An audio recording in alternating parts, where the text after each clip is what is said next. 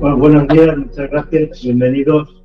La doctora Ana García Moreno tiene una trayectoria de docente de 47 años. Desde 1978, en que acabó oficina, empezó como profesora no numeraria hasta conseguir la plaza ya como profesor titular de la tecnología en estos 47 años, del 78 al 2025. El año pasado se retiró. Ha publicado numerosos artículos, ha trabajado en muchos lugares del mundo y es una viajera incontinente, podríamos decir, porque ha estado en la Antártida, de la cual nos dio una charla, en la selva, tanto amazónica como africana, y ahora se ha ido al Ártico. Vuelve a ir a la Antártida ahora y con los geólogos, que también tiene afición, de ahí viene nuestro conocimiento de la facultad, el bloque gris que nos une a geólogos y biólogos en muchos lugares del mundo, y es una viajera incontinente, podríamos decir, porque ha estado en la Antártida, de la cual nos dio una charla, en la selva, tanto amazónica como africana, y ahora se ha ido al Ártico. Vuelve a ir a la Antártida ahora y con los geólogos, que también tiene afición, de ahí viene nuestro conocimiento de la facultad, el bloque gris que nos une a geólogos y biólogos en nuestra formación y estudios, pues se vuelve con nosotros a Marruecos, que vamos a ir también. Tiene numerosas publicaciones y aparte de eso también es una gran bailarina que ha conseguido 3 medallas de oro en equipos con su grupo Women in Red. Entonces, en esas competiciones ella también se esfuerza por conseguir el máximo. Y en la Universidad Complutense, cuando hablaban de una profesora, hablaban en cierta forma de la bailarina. Y una vez más ha tenido la gentileza, la amabilidad, a petición nuestra, con Antonio, de llenar este espacio nuestro con una charla de al norte, siempre al norte. Parece que como nosotros los pilotos, siempre por la pista para arriba, pues ella sigue y se va al Ártico. Bienvenida, Ana.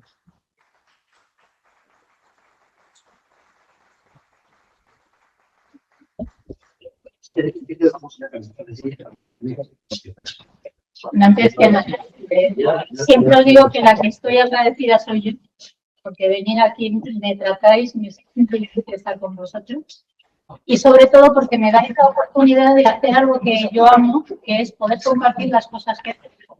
Porque si uno se queda las cosas solamente haciendo, no tiene tanto sentido, ¿no? El año pasado estuve en la Antártida. El 18 de marzo vuelvo a la Antártida. Vamos a hacer el mismo viaje. Voy a estar 3 semanas.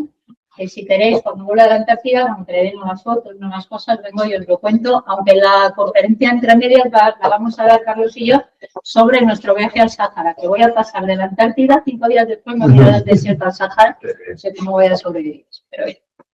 Entonces, lo que me interesa, porque sabéis que ahora con las tecnologías, todo lo que os puedo mostrar se puede ver en internet, uno puede ver las fotos y lo puede ver en cualquier lugar. Pero sí que me interesa algo que para mí es interesante y es cómo se vive ir allí, que es lo que uno no sabe salvo que vaya.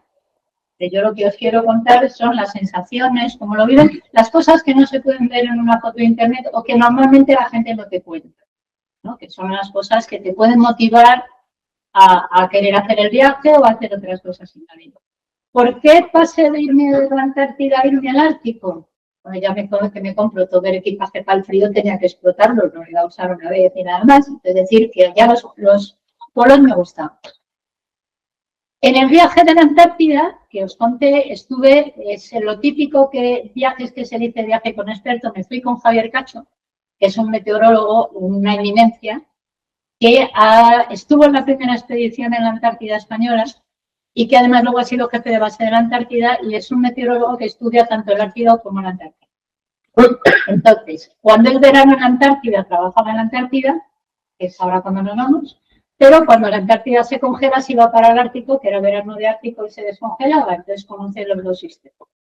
Y Javier es muy amigo de Alberto de Sunsunegui, que es un marino, que tiene un proyecto que le llama Oceanosofía, que océano es mar, y Sofía conocimiento, entonces mezcla el mar con el conocimiento y hace unos viajes en velero, ahí tenéis el velero del que fuimos en la antigua, en el que juntas son viajes culturales, donde mete la cultura, la humanidad un poco a través de las vivencias en el mar. Entonces a mí me hablaron de este tipo de viajes cuando estaba en la Antártida y antes de bajarme del barco en la Antártida ya me había apuntado a este viaje. No hace falta que os dije que cuando en el propio barco en la Antigua, antes de desembarcar de la Antigua, ya me apunté para irme otra vez a Noruega, que ya os lo contaré, pero no sé, en verano, en julio, nos vamos a las Islas Lofoten en este mismo barco. No pierdo oportunidad de tener experiencias y de vivir experiencias. Entonces, mirad, ¿por qué he llamado la conferencia al norte siempre al norte? Porque el viaje con el que fuimos con Alberto, precisamente se llamaba Al norte siempre al norte. Entonces, esta foto es del Ártico. Llegamos, ahora os lo contaré, hasta el punto más norte de Europa. Le dimos la vuelta al Cabo Norte en la embarcación y cuando llegas allí, cuando estás en tierra, lo que se ve es el océano Ártico. Y da una sensación infinita tener el Ártico delante de ti y saber que si tú vas en esa línea, lo único que tienes es la bancada de hielo y del otro lado está Canadá, Rusia. Y no hay nada más. Entonces, esas sensaciones de decir, que ya he llegado aquí al extremo, son sensaciones infinitas. Ahí tenéis una foto de la Tierra, este es el Ártico. Sabéis que la diferencia entre el Ártico y el Antártico, la ventaja de hablar a pilotos es que la mitad del planeta ya lo conocéis, no os tengo que explicar nada nuevo. Es que la Antártida es un continente, debajo hay un continente y encima del continente hay hielo, pero cuando miramos el Ártico lo único que hay es un océano que tiene una banquisa congelada. Entonces son dos cosas completamente distintas, ¿no? Entonces, también hay una diferencia, aquí tenéis, os he puesto los países que lo circundan. Nosotros llegamos hasta este punto de aquí, que es el más norte de Europa, por eso decía que cuando yo miraba aquí al frente, lo que tengo es Canadá y Estados Unidos, ¿vale? Y luego hay una diferencia con relación a cómo se habla del Ártico, porque a veces se considera que Ártico tiene que ver con la distancia geográfica en la Tierra, en las coordenadas, pero hay otra gente que el Ártico lo define con cuestiones climatológicas, entonces te dice que es donde la media de temperatura es menos de 4 grados. Entonces, claro, depende de cómo vayan los vientos y ya sabéis que este año, no sé si te explico. Ya sabéis este año lo que pasa con la meteorología y las invasiones del frío del Ártico que frena, bueno, todo este tema de meteorología que no tengo que contar, pues depende de cómo vayan las temperaturas en un año, pues el Ártico puede expandirse o puede ser más pequeño. Entonces, aquí tenéis Noruega. Entonces, muy importante es, mirad, Oslo, que habréis volado todos a Oslo, supongo, está ahí abajo. Aquí está el círculo polar ártico, que atraviesa más o menos la mitad de Noruega, y hay una población aquí arriba que es Tromsø, y Tromsø se considera la capital del Ártico. A lo mejor hasta avisa hay una línea que se vuela a Tromsø. Sí, a Tromsø. Entonces, los aeropuertos de Tromsø, desde que haya volado hasta Tromsø, ya sabéis lo que es, luego os enseñaré el aeropuerto de Tromsø. Entonces, la cuestión, ¿por qué era la conferencia al norte siempre al norte? Porque nosotros volamos hasta Oslo con Iberia, de Oslo volamos hasta Tromsø, en Tromsø embarcamos y navegamos todo por aquí, el Cabo Norte es este de aquí, y dimos la vuelta, esta es la parte más norte, aunque el plano siempre se pone así, realmente está como un poco girado en la superficie de la Tierra.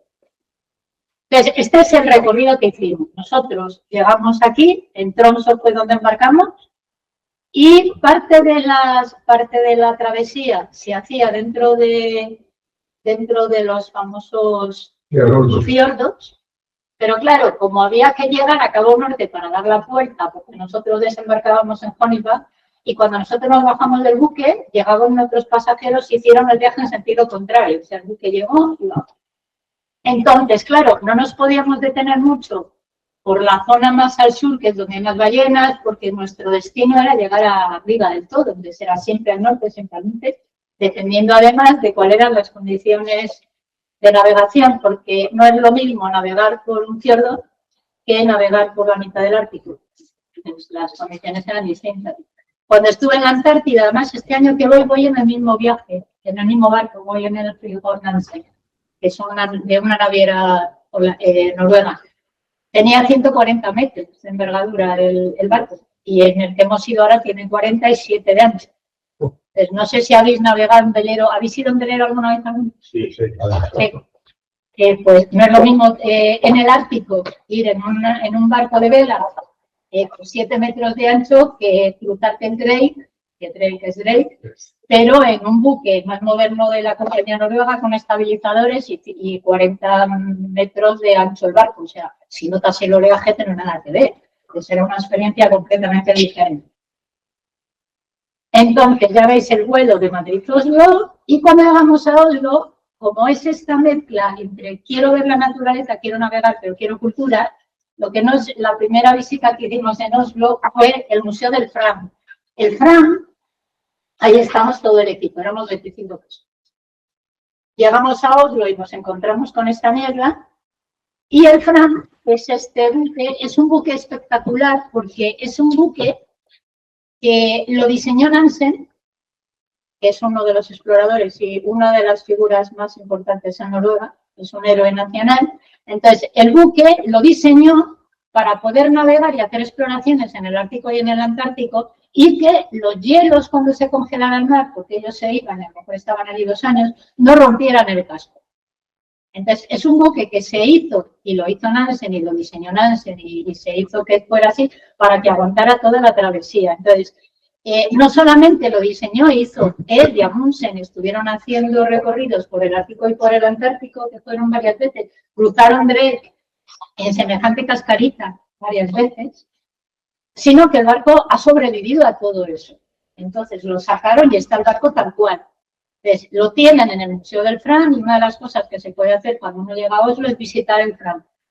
Como sabéis que yo soy la niña de las sensaciones, o sea, para mí, o sea, subir al Fram, sabiendo que Nansen ha estado ahí, ver el camarote de Nansen, donde Nansen dormía, o sea, todo esto a mí me resulta siempre muy impactante, porque es como añadir valor a lo que la otra gente hacía, porque a ti te pueden contar historias, pero cuando tú estás metido en el cascarón y luego te vas a meter en un buque más moderno, bueno, tiene 100 años el buque donde yo he estado, pero es el más moderno, y hacer un viajecito bordeando costa, pues te das cuenta de la importancia que tienen los conquistadores. Es una de las cosas que querían que hiciéramos. Entonces, en el Museo del Fram, este es el Fram. Aquí yo estaba así y dije, voy a ponerme como si pilotara mi vida, porque de piloto. Entonces, fijaros, el Fram se mantiene tal cual, y de hecho lo tienen con los mismos objetos que había en el buque. Porque eso también te da idea de, esto era las latas que llevaban en la cocina y lo que tenían en la cocina para cocinar, y que muestra las situaciones tan precarias que esa gente tenía en navegación y cómo sobrevivían a todo eso. Es absolutamente alucinante. Entonces, fijaros, lo tienen, esta es la cocina del buque, y cuando hacen los muñecos para, digamos, que darle como más vida al barco, lo utilizan con los personajes reales. Entonces, esta es la figura del cocinero del Fram cuando estaba Nansen embarcado allí. Entonces, es como que le ves la cara, y este era el camarote de Nansen. Ese pobre Nansen, esto es lo que tenía ahí para vivir. Esto era la sala de máquinas, y luego siempre, bueno, había las cosas cotidianas de los barcos. En los barcos siempre llevaban acordeones, porque cuando había circunstancias muy complejas, a los navegantes les gustaba escuchar música, y entonces se ponían a poner música, a cantar, y parece que las penas con música eran menos penas. Entonces, fijaros, esto era cómo guardaban las cosas, los sitios donde comían. Aquí tenían un sitio de herramientas, porque si el barco se rompía o había algo que hacer, claro, tú te vas a la Antártida 2 años, o te metes por el Ártico a dar la vuelta por el paso norte, y todo eso necesitabas tenerlo organizado. Entonces, si alguna vez vais a Oslo, os recomiendo que vayáis a ver el Museo del Fram si podéis. Y luego en el mismo museo hay otro barco que es el Moa, que es menos conocido. Pero este es el barco con el que Amundsen, que es otro de los grandes de eso, fue el primer barco que dio todo lo que es el paso del noroeste. Y lo hizo con esta cascarita. Si nosotros vemos el Fram es como 2/3 partes más grande que el Goa. El Goa es un barco mucho más pequeño. Entonces tú le ves navegando, dando toda la vuelta al paso por el noroeste en semejante cascarita. Fijaros el tamaño de la persona que está aquí en comparación al tamaño del buque. Bueno, pues con eso se metió al Ártico y le dio toda la vuelta al Ártico. Entonces, una vez que llegamos a Oslo, estuvimos una mañana en Oslo, en el Museo de Fram, y por la tarde volamos a Tromsø. Cuando llegamos aquí al Tromsø, que es la capital del Ártico, ahora mismo yo sigo una página web de Tromsø porque cuando llego a los sitios, es que como que el corazón ya se me queda enganchado en ese lugar, ya me puedo desprender. Entonces sigo, ahora mismo Tromsø está en noche de invierno y no hay, el sol ya no sale por las mañanas, entonces están en oscuridad plena, con auroras boreales y esto es Tromsø. Entonces, cuando llegamos a Tromsø, fuimos a ver un museo que ahora os enseño, pero nuestro primer encuentro fue con lo antiguo, ese es el barco donde nos teníamos que montar.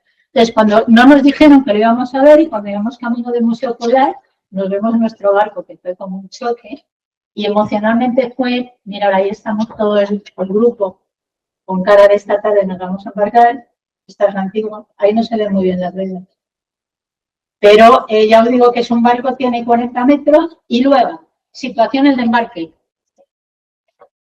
En cubierta, aquí tenemos la cubierta, la parte de atrás, que es la popa, tenía como unas sillas aquí y 2 sillas aquí. Luego, esto era como una especie de barcito, esta era la cocina, aquí había un cuarto de baño y luego esto era lo que teníamos para estar todo el día, pero afuera, aquí más o menos, había, ahora os enseñaré fotos, lo que llamamos la pecera, que es como una especie de cabina con 4 mesas, donde te podías sentar. Eso era todo lo del barco que tenía. Entonces, una de las cosas muy interesantes, que además te ayuda a entender cómo hacían los exploradores esas exploraciones, metido en la mar.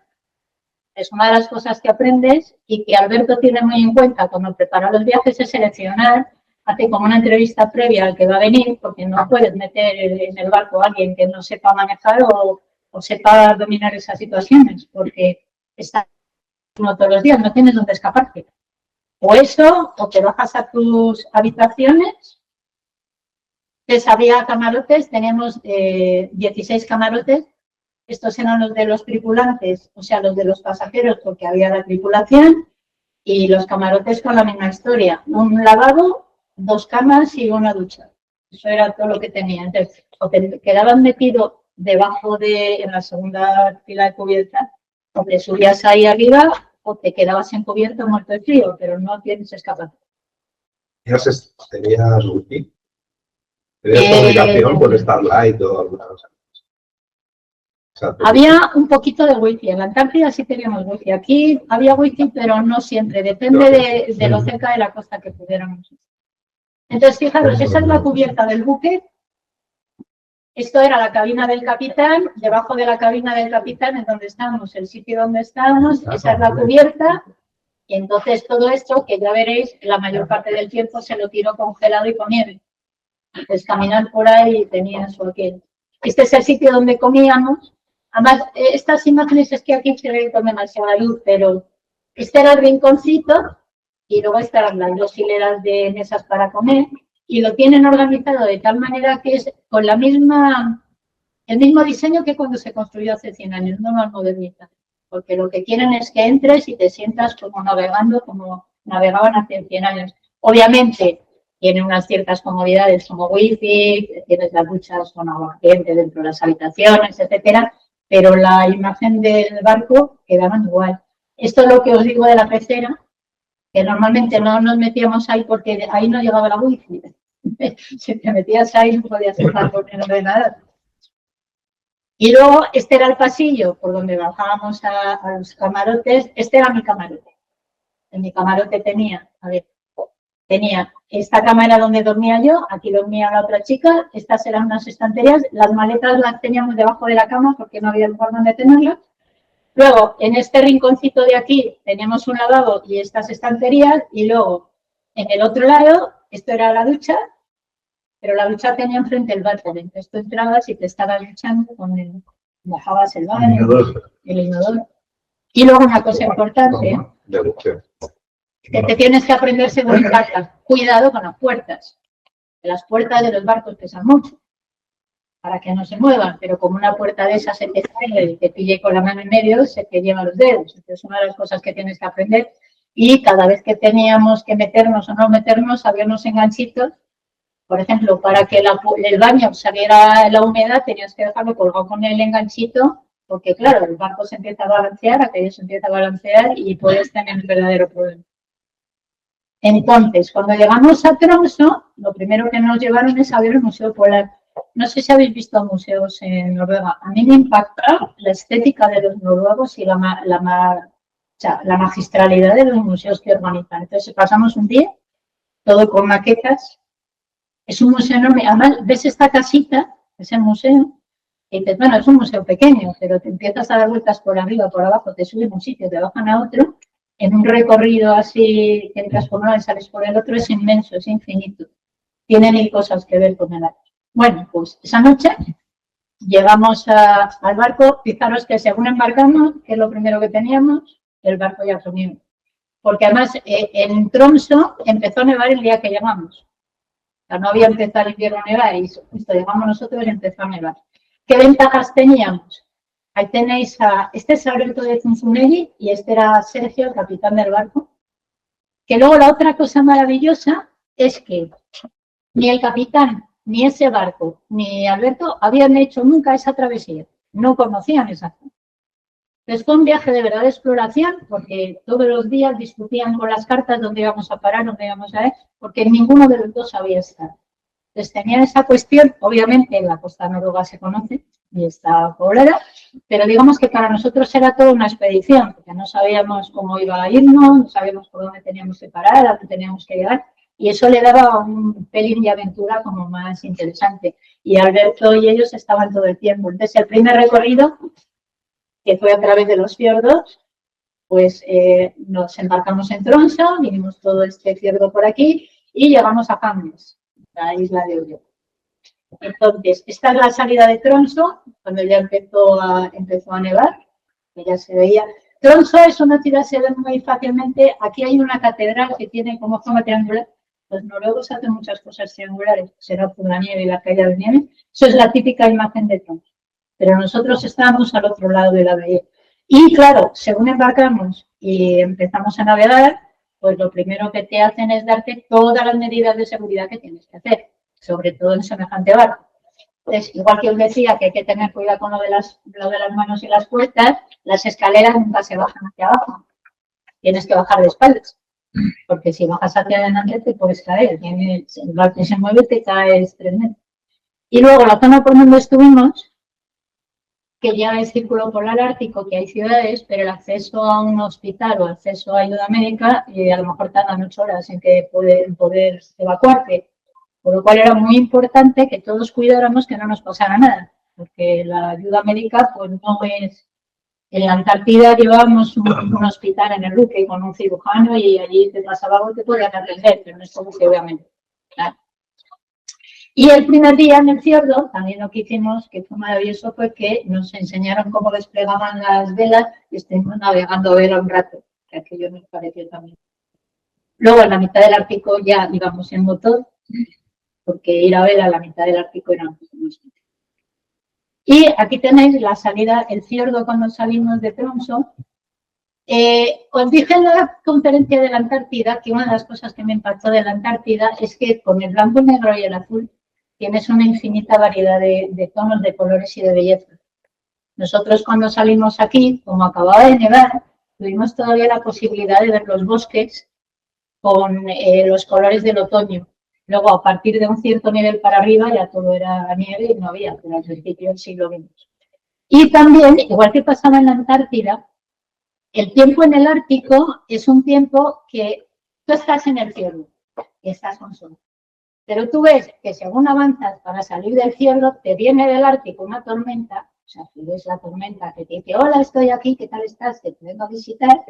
Viene, pasas de sol a que te cae una nevada, que no sabes qué, pero al cabo del rato la tormenta se va y te adiós, que ya te he visto, y entonces vuelve a salir el sol, o al rato llueve, y al rato vuelve otra tormenta, y entonces en el mismo fiordo estás pasando por no sé cuántas estaciones a la vez, entonces estás quitándote, metiéndote para adentro, abrigándote, no abrigándote, aprovechando el sol, y como el barco va despacito, si tú ves una montaña con sol y al cabo del rato te viene la tormenta y se pone detrás de la nube, es como ver otra galaxia diferente. Entonces te podías pasar el día que dices, bueno, navegando despacito por un fiordo, bueno, es que no dejas de mirar las maravillas que hay al lado. Fue una experiencia apasionante. Entonces, fijaros lo que os digo, En este caso tenemos la tormenta cerca y las mallas, no sé si os acordáis los que estuvisteis de las fotos de la Antártida, pero era todo igual. Mucha comparación entre las luces dando la nieve, las luces dando los reflejos del agua, las sombras. Entonces, cuando más nieva, llega incluso que desaparece en las montañas, pues lo que ves el fiordo era muy ancho. Y de repente te llega la tormenta, te llega por la nube, se te pone el cielo así. Y nuestra primera parada, si mejor te cambias, porque te estoy sacando. Fue en Hamnes, que llegamos por la noche. Entonces, ¿qué aprendimos en Hamnes? Era esto. O sea, esto era Hamnes. Porque otra de las cosas que aprendes en el nórdico de Noruega es que hay muchas poblaciones, pero son muy pocas casitas. Muy pequeño. Y luego, cuando llegas, aprendes. Los noruegos por la noche, o sea, ellos salen y salen a caminar por carreteras. A ver, y son muy estructurados. Tienes que salir siempre con un chaleco amarillo. O sea, si te ven caminando sin chaleco amarillo, se mosquean. Porque la mejor manera de seguridad. Entonces, si tú llegas, desembarcas y te ven sin nada por la noche, así como que les molesta porque dices, te estás metiendo en un problema, tienes que tener el chaleco amarillo. Entonces, se necesita un nivel de respeto. Por ejemplo, no les gusta que le saques fotos a su casa. Luego a las casas. Son muy encantadores, pero tienen como una especie de normativa que para llevarte bien con ellos hay que ser estrictamente muy cuidadoso, muy respetuoso con ellos, ¿no? Entonces, nosotros llegamos aquí por la noche, aquí fue donde se quedó el barco, probablemente por la noche salimos a darnos, bueno, una vuelta, salimos y volvimos porque no había nada que hacer. Y luego durante el día, que ya vimos dónde habíamos llegado con las nubes y los bosques, y lo único que había era este pequeño mercadito. O sea, la gente que tiene que ir al supermercado, eso es lo único que tenía. O sea, ahí había un supermercadito con las cosas básicas. Entonces, esto, fijaros lo que es Hamnes. La antigua la teníamos aquí. Estos Hamnes, nada, es 5 casas en la mitad del hueco. Y entonces lo que hicimos nosotros, algunos hicieron un recorrido por la montaña, pero yo hice un recorrido por aquí. Caminamos todo esto 2 o 3 horas por un camino al lado del fiordo. Esos son los que nos fuimos a caminar. Y volvemos a lo mismo que os digo de los fiordos. Según vas caminando, de repente te encuentras la tormenta. En el otro lado, tienes en un lado, según la cara, que da al norte o al sur, la tormenta o ves los bosques. O te encuentras con la tormenta metido ahí y casi no ves la parte del frente. Fijaros que es que desaparece por completo. Y luego llegamos hasta un sitio que me encantó, era un merendero, ellos se montan ahí un merendero. Entonces la gente de Hamnes te va caminando, fijaros todo el recorrido que os he dicho. Aquí tienen una estufita para hacerse la comida y luego si hace buen tiempo, porque yo me senté ahí, lástima que no se ve lo de detrás, porque la parte de atrás era espectacular. Y luego ya pues seguimos navegando otra vez y nos volvimos a salir de ese fiordo. Fijaros, este es el camino donde íbamos con la tormenta aquí delante. Y de momento lo que veíamos eran los bosques con las partes nevadas. Y nuestra primera aurora boreal. ¿Habéis visto auroras boreales? Sí, sí. Desde los aviones. No sé cómo se ve desde el avión, porque yo no he visto tormentas boreales desde el avión. Sí, me imagino que debe ser para morirte, pero... Claro. Pero abajo, que es una de las cosas que me dijeron, las auroras boreales no se ven verdes, se ven blancas. Entonces, se ven verdes cuando le sacas la foto, pero tú cuando estás viendo la aurora boreal ves una, por lo menos abajo, veíamos como un vaho blanco y cuando tú dabas con la cámara se veía de color verde. Desde arriba se ve verde, claro, porque no tiene la atmósfera, pero desde abajo no. Les tendré que montarme en un avión para ver auroras. No digo nada. Naranja también se ve. Sí, bueno, violetas, rosas, por los tonos de arcoíris, pero claro, porque las ves desde arriba. Pero una vez que estás en tierra, pues no se ve igual. Aún así, para mí ver la primera aurora boreal es mi aurora boreal, pues no la veré. Pero las fotos sí sale así.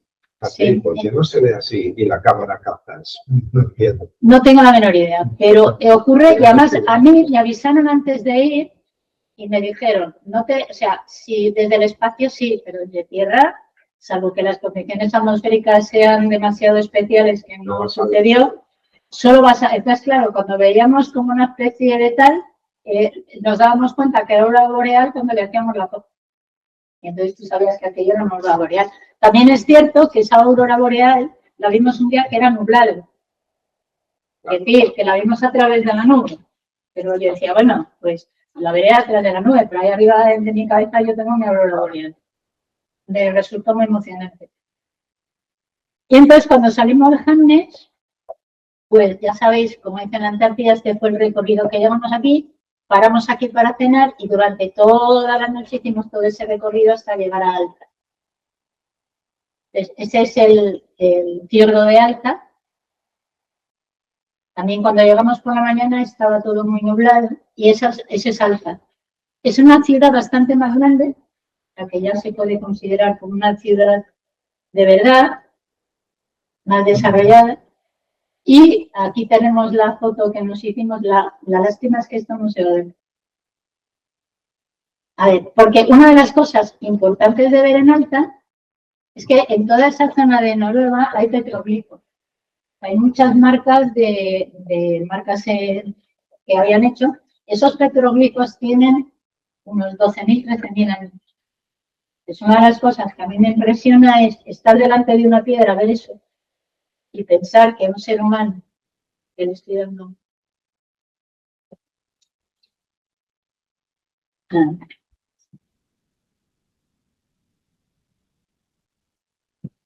Que un ser humano hace 13.000 años estaba delante de aquella piedra, en la edad de piedra, haciendo esa marca, y desde ese sitio lo que teníamos la vista era el fiordo de Alta. Y ya sabes que yo soy la niña de las emociones, entonces yo pensé que durante toda la noche había hecho todo ese recorrido hasta llegar a Alta, y cuando terminamos al día siguiente volvimos a salir por todo ese recorrido. Entonces, para mí vivir con la consciencia de que yo me he navegado todo eso, he venido hasta aquí, pero ahora voy a navegarme todo eso otra vez. Entonces esas cosas son que me impresionan mucho. Y en Alta volvimos a tener auroras boreales. ¿Qué pasó? Que estaba nublado y encima teníamos la contaminación lumínica de la ciudad de Alta, que es lo suficientemente grande, pero vimos auroras boreales. No vimos, igual que en la Antártida vimos ballenas y cosas así, no vimos nada de fauna. Vimos auroras boreales, pero yo siempre le decía al capitán y a Alberto, yo no voy nunca, cuando salgo a viajar nunca espero algo, porque crea una expectativa que se te puede conceder o no. Yo siempre permito que la vida me regale lo que me quiera regalar, entonces yo siempre vuelvo contenta. No vi ballenas, pero las había visto en Antártida, y en Antártida no vi las auroras boreales, pero sí las he visto. Entonces, cuando terminamos de allí, pues salimos de Alta, y llegamos aquí a un sitio que es Ucabalus, ahora os cuento Ucabalus, y cuando salimos de Ucabalus nos fuimos navegando hasta que llegamos a Isbapen, que fue otro recorrido curioso en mar. Ahí tenéis el fiordo, está saliendo de Alta. Ya os digo, no sé por qué no se están viendo, no sé si a lo mejor podemos apagar la luz del salón. Solo un poco la de atrás.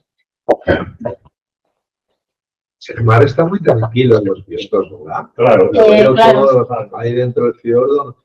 ¿Y esa de atrás se puede apagar? Supongo que si sales fuera de allí la cosa se complica. A ver, cuando sales fuera de allí, aparte de que yo me cogí un día un mareo, pero de eso sustancioso, uno de los días que salimos al Ártico yo pensé que me iba a marear, entonces me tomé mi biodramina, me bajé a la habitación, al camarote a tumbarme, y a través del ojo de buey, que lo tengo abajo, es que no he traído vídeos, a través del ojo de buey veías el agua que subía y el agua que bajaba. El agua que subía y el agua que bajaba. Entonces, claro, estás navegando por el Ártico y aquello se movía mucho, pero mientras que estás en el fiordo no.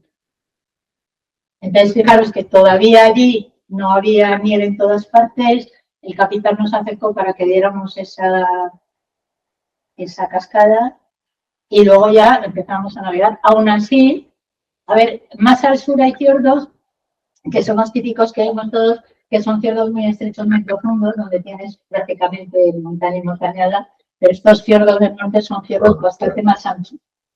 Aún así que el mar está más tranquilo, pero el mar se mueve.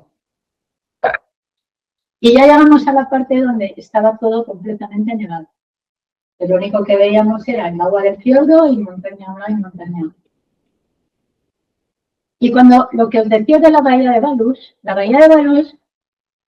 tú entrabas y era como una circunferencia. Y yo decía, que no viene nadie, o sea, que se la ha perdido alguien aquí, y no viene.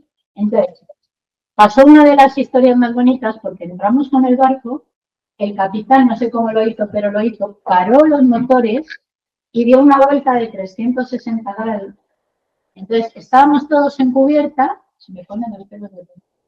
Estamos todos en cubierta, en silencio, en una bahía donde no entraba nadie, era casi como naturaleza pura, dándole la vuelta y lo único que se oía era el hielo que caía al agua roto y las cascadas de agua, nada más. Entonces, estamos todos en silencio, lo que llamamos la parada del silencio, dando la vuelta así, con esa sensación de estar metido en naturaleza pura, que es algo que yo creo que fue lo que más nos marcó de ese viaje. Además, estábamos los pasajeros y la tripulación cuando lo captó, subió toda la tripulación arriba y estamos todos en silencio, sumergidos en la naturaleza, todos calladitos, dando toda la vuelta y saliendo de allí. Una cosa fue increíble. Claro, como el agua está tan calmada, pues las típicas imágenes de que se reflejan las montañas en el agua. Y ahí ya salimos de ese sitio y esta era la parada de Ucabalus, empezamos a navegar hasta que llegamos a Iván. Y aquí, ¿qué pasó? Que como ya habíamos superado, ya las cosas empezaron a poner más nórdicas. Entonces nevó, y cuando nos levantamos por la mañana, claro, la tripulación ha estado todo el día limpiando cubierta, porque esa nieve, si la dejas ahí, al minuto y medio está helada, luego ya no hay quien aquí, entonces estábamos todos los días quitando. Entonces nos hicieron un muñeco de nieve, y ese muñeco de nieve duró el resto del viaje. Se descongeló. Pusieron ahí una zanahoria y nosotros nos fuimos y el muñeco de nieve seguía cortado. Entonces, llegamos al valle, que era también, como veis, 4 casitas. Hicimos una parada aquí. Yo no quise bajarme porque estaba nevando. Saqué la foto cuando no nevaba. Estaba nevando bastante y yo dije, mira, yo veo el fiordo igual desde el barco. De fuera me voy a poner a hacer otras cosas de organizar fotos y cosas así en el barco. Y ese era el valle. Entonces empezamos a navegar de nuevo hacia el norte otra vez. Y fijar, estos son los paisajes que me enamoran. Cuando ves los fiordos con las montañas, las partes de arriba de las montañas llenas de nieve. Eso es todo lo que ves. Puede cambiar la montaña, la luz. Y a mí me llamaba siempre la atención las tormentas. Es como eso de que te viene la tormenta y ves que viene y luego se marcha. Es espectacular. Esto es Hammerstead. Lo que pasa es que Hammerstead pasamos de lado, aunque luego terminaríamos en Hammerstead y ahí cogimos el avión para volver a Tromsø, pero pasamos a Hammerstead de lado. Pues esto es la llegada a Cabo Norte. Pues eso es Cabo Norte. Pues hicimos todo ese... No, llegamos a Cabo Llum primero. Después de pasar por Hammerstead, llegamos a Cabo Llum. Aquí nos dieron la última noche, porque al día siguiente desembarcábamos, esta es la tripulación. Entonces nos hicimos lo que era la cena de la tripulación, así un poco con el capitán. Y donde comer ahí todos. Y este era Jaulín. Y aquí era también otro pueblito. Aquí también fue donde el capitán me dijo, no saques fotos a las casas. Tienes que sacar fotos a las casas que no te vean, que no les gusta sacar fotos a las casas. Hicimos un recorrido, nos fuimos como 7 u 8, hicimos un recorrido. Nos subimos hasta donde había unos generadores de estos de electricidad, nunca me acuerdo de los eólicos. Pero claro, todo eso era congelado puro.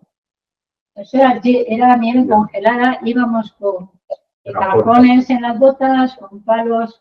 Pero claro, de repente había un arroyo con vegetación, la capa de nieve era pequeñita y si no tenías cuidado te caías hasta aquí.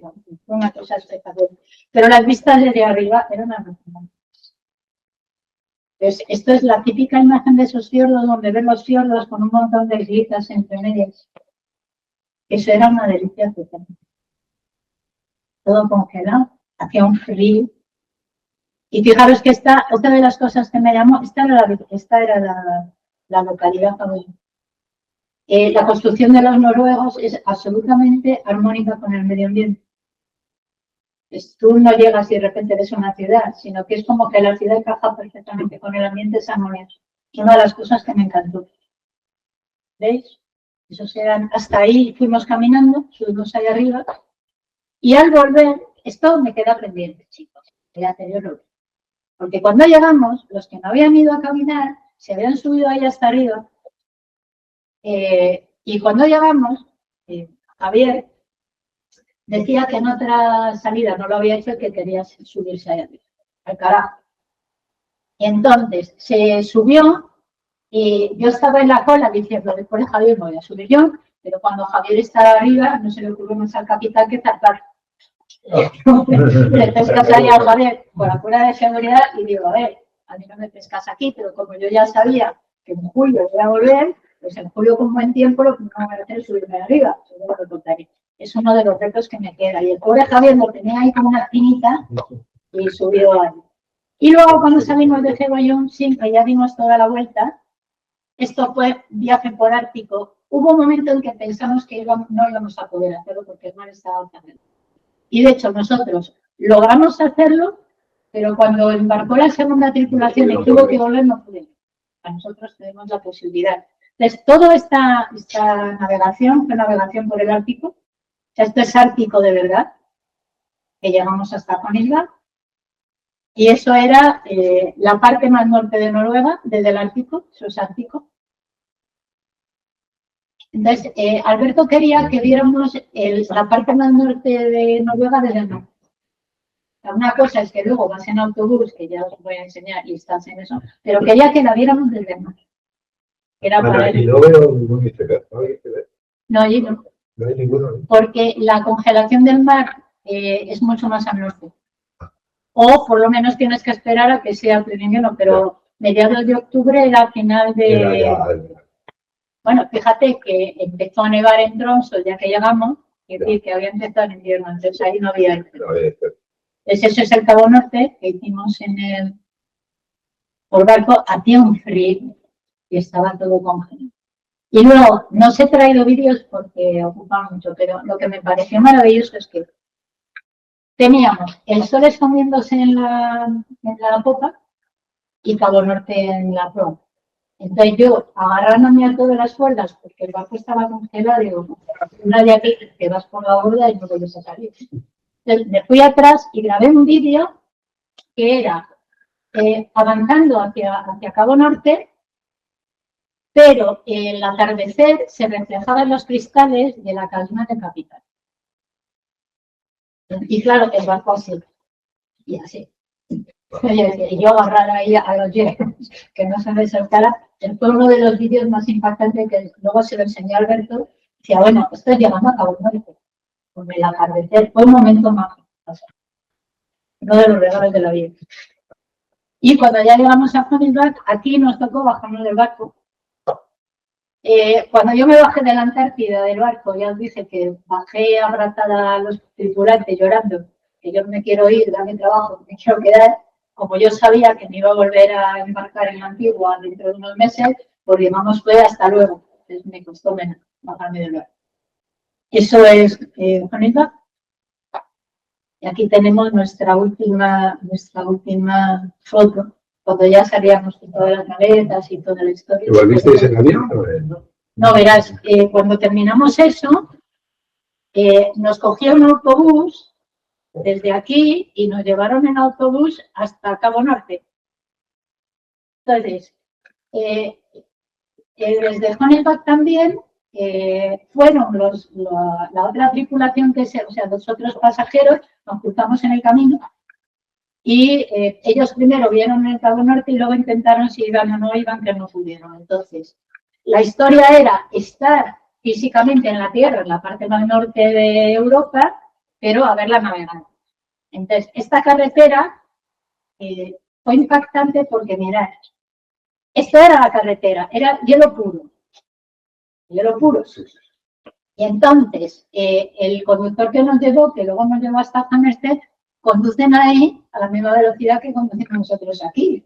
Y yo que iba en la parte de delante intentando sacar fotos, digo, nos matamos. Estos están tan acostumbrados, tendrán sus ruedas preparadas para ello, tanta costumbre, pero claro, tú te metes en esas carreteras, esto es ártico. Pues esa sensación también de que estoy en el Ártico, está congelado y voy en un autobús, es grandioso. Y lo divertido es que en la mitad del camino nos encontramos con un camión que lleva una casita. Entonces nos cruzó la casita, se lleva la casita por una parte, nos cruzamos con la casita. Claro, fijaros, esta es la carretera, ¿eh? Y teníamos por delante 17 kilómetros en esas condiciones. Y tú decías, me quejo yo del barco. Eso estaba casi con más cómodo venir en el barco. Y en la mitad, bueno, estas imágenes de extrema belleza también tengo que entender. Luego os he dejado la presentación ahí porque esto es en la presentación de PowerPoint y ahí vais a poder ver las imágenes con la calidad suficiente, ¿vale? Entonces, ya finalmente llegamos al Polo Norte, o sea, Cabo Norte, 71 grados. Imaginaros cómo voy, parecía algún oso polar forrada, pero hacía un frío, que entonces es que te morís. Entonces, allí hay un monumento de los niños y, como siempre, tú llegas allí, te vas, ahora os lo voy a enseñar, al sitio más norte, pero también hay un museo, siempre hacen museos, donde hay maquetas y te cuentan un poco. Y este es el monumento que hay en la esquina de Cabo Norte. Tú llegas allí, hay ese monumento que es la puerta y uno lo que hace es ir y obviamente se saca la foto de rigor. Y ¿qué es esta parte de aquí? Cuando llegamos aquí, ¿qué hicimos? Con el mismo conductor de autobús, volvimos a hacer todo el trayecto de vuelta, atravesamos esto es el puente submarino más largo que es.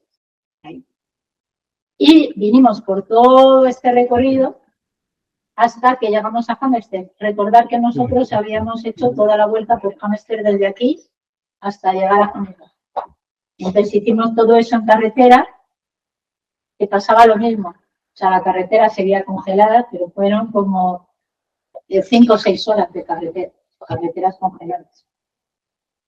Y en un paisaje, y cuando llegamos a Hammerstead, la vuelta era coger un avión de Hammerstead a Tromsø, y luego un avión de Tromsø a Oslo, dormimos en Oslo y en Oslo luego ya cogimos un avión de Oslo a Madrid.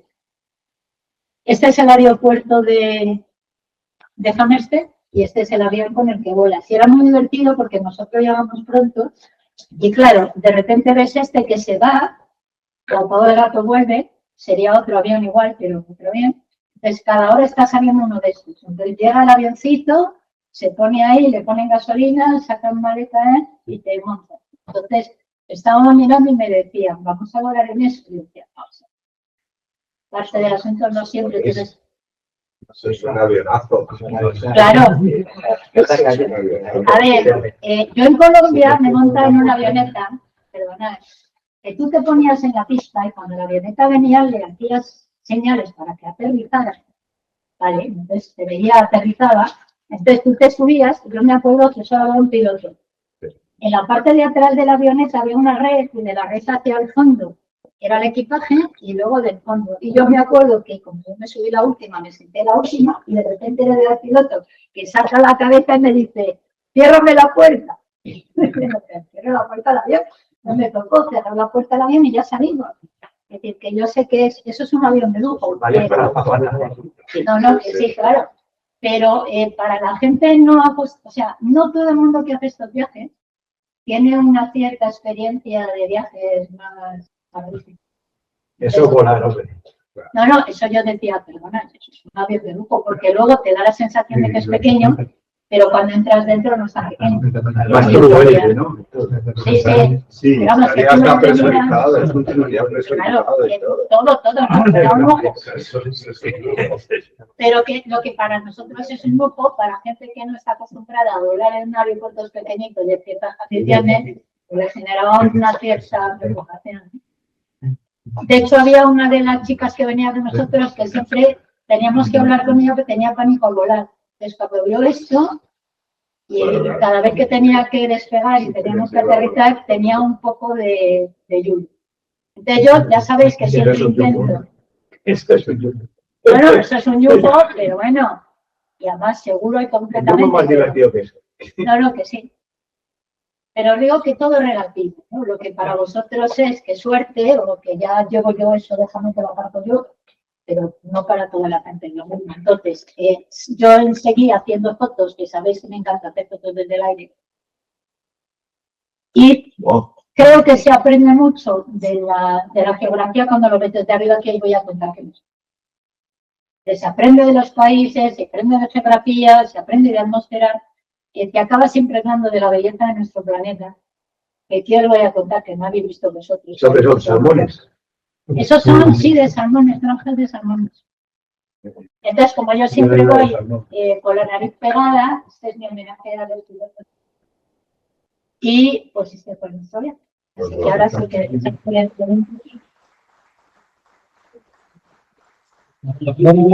me sale que esa gente cuando viene aquí se me hace el toque borracho. Pero ahí también están borrachos. Sí, sí. Pues yo conozco un par de ellos tantos días. Ahora, también te digo una cosa, yo entiendo la calificación de la vida, totalmente de acuerdo. Pero cuando tú te dedicas a hacer un trayecto desde esos dos aeropuertos, ida y vuelta, todos los días, a lo largo del año, con todas las condiciones climáticas, que hay veces que tienen las pistas congeladas o que tienes una tormenta, te digo yo que todos mis respetos a esos pilotos de avión. O sea, yo respeto a todos, lo sabéis, pero que yo entiendo que una persona de esas que tiene que ir, porque además cuando van así a determinados sitios, o sea, es que en algunos lugares es vital la presencia del avión y van y vienen. Entonces, para mí eso es, ya sabéis que os adoro y que respeto profundamente, pero el respeto se aplica con el tiempo. En eso pues viajes y las invierno. Era del 14 al 21 de octubre, o sea, inicio de... empezando el invierno. En Canadá tienen el alta, hay todo el año nieve. Sí, claro. Todo el año no se va a la nieve nunca. ¿A qué Sí, pero distancia date estaba? cuenta que Alta está mucho más al sur, ¿eh?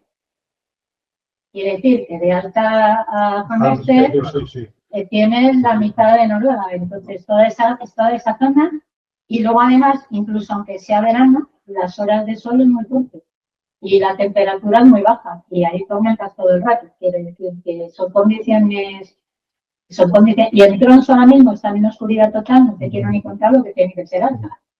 ¿A qué distancia desde Cabo Norte a lo que es el hielo, el Ártico congelado? ¿Qué puede haber? 1000 kilómetros todavía. No tengo la menor idea, pero seguramente. Porque la parte del Ártico continental más cercana al Polo Norte es Groenlandia. Sí. No es Rusia tampoco, es Groenlandia, ¿no? Yo creo que Groenlandia es lo que más se acerca al Polo Norte como tierra, como isla. Sí. A mirar un mapa, a ver. Tengo yo un mapa aquí, ¿os acordáis? Yo creo que es Groenlandia. Más cerca que Rusia y más cerca. Y por cierto, estamos intentando ir a Groenlandia. Si lo logramos, os contaré. Si os deja Trump. Sí, hombre, ya le han quitado los aranceles. A ver, estuve en una conferencia de un antropólogo catalán que tiene hasta un ahijado y los inuits le han adoptado un matrimonio de inuits y lleva ya 40 veces y trabaja allí, y dice que el tema, que Trump no cree que llegue ahí. No. Vamos a ver, toda la historia que ha querido montar, ¿cuál era la distancia que... no. Sí, quería un mapa, a ver, yo creo que era Groenlandia. A ver ahí, sí se ve. Es que no se ve muy bien. Sí. El Groenlandia, claro, depende. ¿Y el Polo Norte dónde está? Es que tenemos que saber dónde está exactamente el Polo Norte. Ahí lo tienen, míralo. Entonces, Pero mira, Canadá y Rusia, sí, es que es equidistante casi. Por ahí. Es casi equidistante, sí, porque Noruega está mucho más abajo. Si te fijas, Y hay 2000 kilómetros. Pero luego tienen las Svalbard que están colocadas aquí. Svalbard, pero mira Svalbard. Eso es Noruega también. Sí, es Noruega. Svalbard son noruegos. Mira el de encima de Svalbard. Todavía hay otro archipiélago, ¿lo ves? Sí, pero Sí, este archipiélago Entre Groenlandia es Rusia. ese. Eso es Rusia. Eso es ruso. y este Todo es es ruso. Eso es ruso. Entonces, Está Rusia pues, más cerca. entre Rusia y Groenlandia, por ahí. Sí, pero las distancias ahí son de 1000 kilómetros. Sí, sí, no, las Y distancias hay ahí muchos son... kilómetros hasta el polo. Hay muchos Ese es el que genera el conflicto. Si ves la salida de todos los puertos rusos en la zona septentrional, la tendrían bajando por Groenlandia. Sí, Por eso quería tomar él, porque es el canal de bajada hacia el sur, claro. entre Porque Groenlandia y hacia Islandia. el norte ¿Ves? casi no, ahí está Claro. todo. Y parece ser que Es hay que si te otra... coges rumbo sur desde la costa norte de Rusia, tienes que pasar indefectiblemente por la Cerca de zona Groenlandia. de Groenlandia. Pero parece ser que hay otra cosa más importante. Con el- Hay una base norteamericana en Sí, es Groenlandia. verdad. Sí, ahí tiene dos.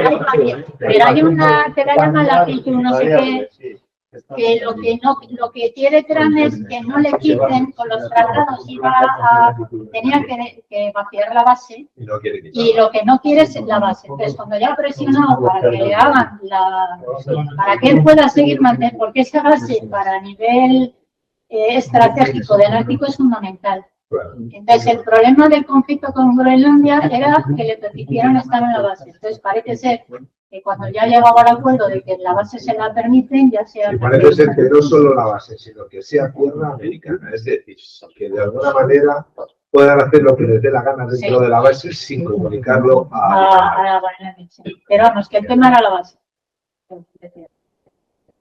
Y es verdad, porque claro, esto todos los años varía mucho. Parece ser que este año ha aumentado muchísimo la masa de hielo del Ártico. Por primera vez en 20 años se ha multiplicado y ahora es mucho más grande. Entonces, porque querían abrir una ruta que pasara por allí, que Sí, la del noroeste. conectara, sí. Y Que hizo Musen. sí. Y es verdad que los submarinos pueden pasar por debajo. Yo he oído que los submarinos pasan por debajo y no la vuelta. Claro, porque... Pasan, no sé la capa de hielo que puede tener eso. Pero vamos a ver... ¿Cuánto puede tener? ¿No has visto la serie de pequeño? El primer submarino cruzó todo el Ártico, agua. Ya, pero ya quiero saber ahora. Ellos. Entonces, ¿qué capa, qué profundidad puede Yo tener? no sé 1000 cuál metros es el el hielo. espesor, No. pero... ¿El hielo? No. Sí, en algunos lados sí. En algunos lados puede tener 1000 metros hacia abajo. Sí. Pero bordeándolo, o sea, pueden ir por debajo Y en de... Antártida más. Sí.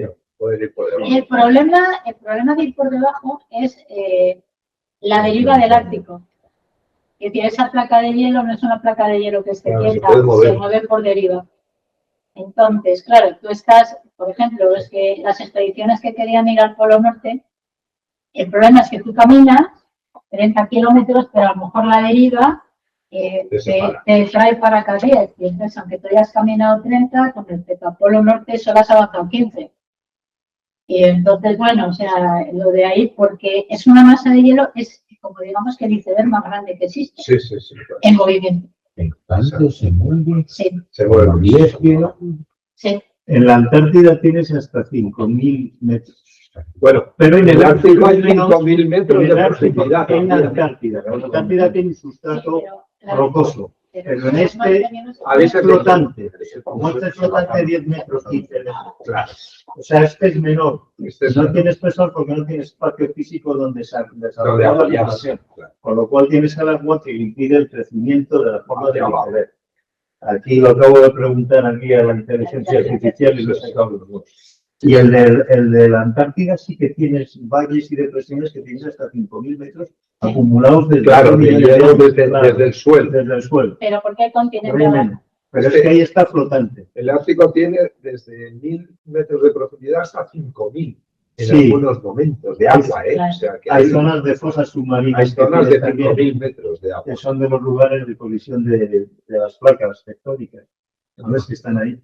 Es también en parte el conflicto que hay porque quieren explotar los recursos minerales del fondo marino, en especial todos los metales que son estratégicos o que son críticos.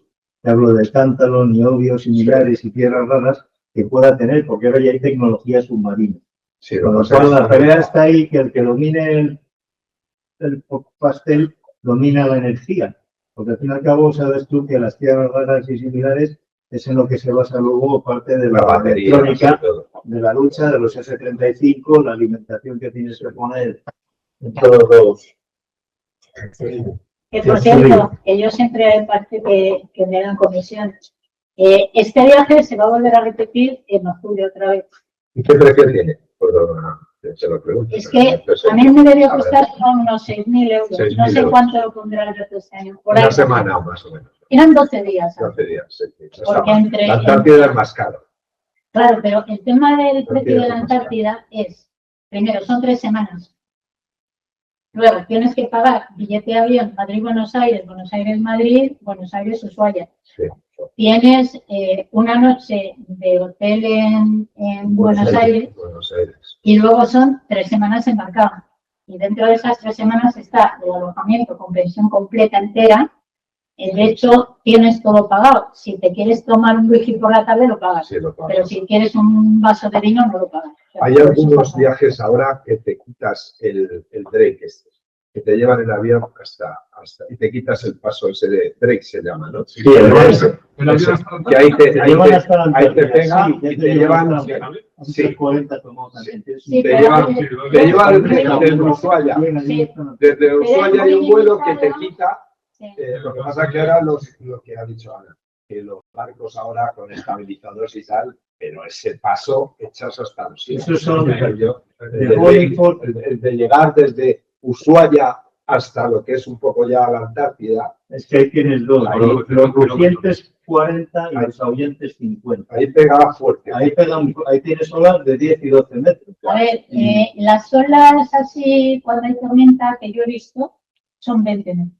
Joder. Entonces, cuando había olas de 20 metros en el Nansen, incluso el Nansen, que es un barco de envergadura, que podía atravesar, porque el buque anterior a nosotros que salió, que iba para Ushuaia, tenía que llegar a Ushuaia o sí así porque tenían el billete El billete de para los avión y pasajeros todo. y salió con las olas de 20 metros. Entonces, había, claro, que un barco del tamaño y las características se mueve, pero viaja. Entonces, ¿por qué no lo hacen? Por como, en esos buques es por comodidad del pasajero. Porque yo vi vídeos, igual que cuando estaba en la Antigua, que el agua subía, tú estabas comiendo y veías el agua y la gente se mareaba toda en el barco. Pero nosotros íbamos, o sea, cuando había las olas de 20 metros, nuestro capitán, como nosotros íbamos a Malvinas y luego subíamos por el Atlántico, digamos que jugaba con muchas horas como para decir tengo que salir por obligación ahora. Entonces, el buque anterior salió, el nuestro se metió detrás de la isla de excepción, están las Shetland del Sur, que es un grupo de islas enfrente de la Antártida. Normalmente lo que haces es que estás entre los dos, que es donde el mar está más tranquilo. Más tranquilo. Entonces, nos quedamos detrás de Isla de Excepción hasta que la parte gorda de la tormenta pasó y luego ya salimos a mar con 10 olas de 10 metros. Y con olas de 10, sí, pero es que no te enteras, me refiero. Está con No, es que está estabilizado. los barcos sí tienen Claro. Es estabilidad. como si fuera una Es cierto, explosión en que vas el así, interior. Sí, sí, sí. Con lo y cual, puedes caminas. mover el casco, pero tú te quedas estático. Claro, y tú vas caminando así, o sea, sí notas que el barco se Pero mueve, no es tanto. pero es más que llevadero. Yo te lo digo porque he estado en barcos de perforación antes de dedicarme a volar. Trabajé en plataformas. La plataforma es mucho más estable porque tiene unas secciones pentagonales con 5 patas que se anclan. La plataforma tiene un recorrido en subida y bajada en función de los viajes. Y hay otros barcos que son para cuando las cadenas no llegan a sitios muy, muy profundos, entonces el barco tiene posicionamiento dinámico. Y lo que tiene es por las amuras de babor, estribor y proa y popa unos propulsores. De forma que con una señal del sonar del fondo siempre se mantiene de forma tal que no se desplace más de un 10% de la longitud nominal desde el fondo del marino a el barco, porque si no romperías Claro. el riser, que es lo que te sube todo lo que perforas. Sí, sí, En sí. caso de que haya un desplazamiento, se desprende hidráulicamente del fondo y te quedas con todo eso colgando como si fuera una bolsa gigantesca, Ajá. con lo cual le suministra mucha estabilidad. Cuando yo estaba en el Cantábrico con olas de 8 metros, y es que echas hasta la primera papilla de la teta de tu madre que mamaste, porque es horrible. Y las Vivir en el plataformas sí Cantábrico de mueven 8 así. Las no, las plataformas plataformas no, el plataformas. barco de perforación sí. Pero Pero joder, aunque te metas las diagraminas, lo que dices, es que te pones malo y entras como en resonancia estomacal de Bueno, eso, contracciones, cuando te es mareas ya no horrible, tienes solución. es horrible. Y luego cuando te bajas a tierra tienes la cinetosis, El te deja mareo de tierra. el mareo de tierra. No sé De si te ha hecho- pasado a veces que vas andando por tierra y vas como un Sí, poco lo apoyado. hemos vivido eso. Lo curioso fue que yo no tuve mareo de tierra en el Ártico, que fue donde más se movió el barco, y el Pero sí, primer día claro. me cogió un mareo. Pero me cogió un mareo porque uno de mis compañeros se le llevábamos bolsas porque podíamos llevar poco equipaje y se le rascó la bolsa. Bueno, la bolsa ya la tenía con cinta, bueno, era como para hacer la película. Se le rompió en trozos. Pero claro, en lo que protestas te van a dar una bolsa, se fue con la bolsa al barco. Yo le dije, mira, yo te lo coso, yo siempre voy con un costurero, es que lo de ser mujer tiene algunas ventajas. Pero yo voy siempre con mi costurero, se lo cosí, bueno, le hice un remiendo divino. Entonces, una vez que se lo cosí, le dije, esto está cosido, pero ahora le ponemos cinta, pero me tienes que jurar que lo vas a tirar. Pero claro, en lo que yo empecé a coserle la bolsa mirando para abajo, el barco salió. Y cuando yo levanté la cabeza me agarré un pedo que empecé a devolver con diarrea. Como te di que sale a escribir, a coser. Pero fue por tener la cabeza abajo y claro, a mí me agarré una que tuve que salir corriendo, ya me puse malísima de la muerte. Luego, cuando yo veía que aquello se ponía tonto, 2 diodraminas y a la horizontal. Entonces, cuando ya se me pasaba la tontería, me levantaron.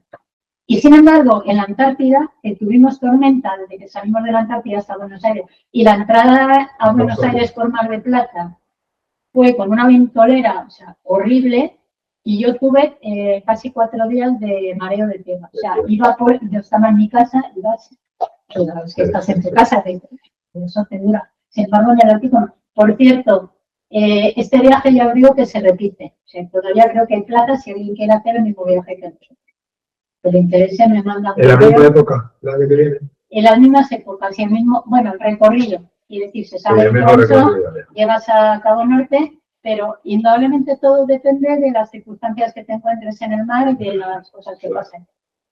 Porque el otro, los pasajeros que volvieron, sí vieron ballenas y orcas, pero no pudieron dar la vuelta a Cabo Norte. Entonces, en cada viaje... O sea, no salieron al cosas Atlántico, distintas. siguieron por los fiordos, ¿no? Por los canales. No por todas partes. Hay en algunos sitios donde por obligación tienes que Tienes salir que al salir un Ártico. poquito. Y aparte, Alberto quiere que navegues en el Ártico. Es decir, si tú quieres ir a los fiordos, te quedas en el sur de Noruega y hay unos fiordos por ahí que te das unas vueltas Sí, ya está. que no tienen ningún problema, pero él quería que navegáramos en el Ártico. La gracia era navegar en el Ártico. Un buen mareo. Ana, ¿y de qué vive, cuál es el medio de sustento de esta gente que vive ahí? La pesca. Solo Pesca, pesca. prácticamente pesca. Pesca, ¿no? Luego tienen mucho, ¿cómo te digo? Todo lo que son salmones, prácticamente Salmón. salmones y No, luego son la salmón. parte de turismo que pueden tener. Trabajo en eso. Ahora también os cuento, yo no sé si lo voy a contar o no, pero cuando llegamos a Alta, Eso está más cerca. después de ver los petroglitos y todo no sé qué, comimos en un restaurantito en Alta, tuve la posibilidad de probar ballena. Ballena. Sí. Pues, la gente que me dice, la bióloga del barco, que venía una bióloga a contarnos, ¿vas a comer ballena? Digo, yo sí. Porque lo siento, pido perdón a todo lo que tenga que pedir, pero hay cosas en la vida que uno tiene que pedir. Bueno, hay límites, no me voy a probar nunca carne, ¿no?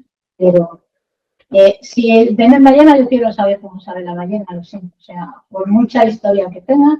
Entonces, en ese restaurante nos pusieron ballena, pedías de aperitivo, y era como si fuera un lomo ibérico curado, redondito, Sí. o sea, riquísimo, pensar que la ballena es un mamífero. Delicioso. Y luego, cuando la última noche en Oslo, que fuimos a cenar, también podíamos comer ballena, pero era no como lo homologado, sino un trozo de filete de ballena, Frito, solo mío. solomillo de ballena. Yo lo he comido así en Bergen. Y yo dije, lo siento, yo quiero seguir Está aprendiendo de la vida y comí ballena. Y luego, en el aeropuerto de Oslo, creo que lo que pasa es que en Tromsø no nos dio tiempo a estar tiempo en el aeropuerto, pero nosotros sí tuvimos horas de espera. Te venden como si fueran embutidos, como si fueran chorizos de ballena. de ballena. Te venden yo lo compré de ciervo, de arce, de no sé qué otra cosa fue, y de ballena. Compré los 4 que había, que dije, yo esto me lo tengo que probar. Entonces me compré mi salmón, me compré el sentido. ¿Qué te pareció la ballena? A mí me sabía atún. No, a mí me sabía como vaca, pero así, como carne de caza. No sabía atún. Y si queréis, continuamos. Yo preparo ahí para el Vamos, aparece papelito preparado y todas las cosas. Bueno, me ha encantado, muchísimas gracias. No, no, no.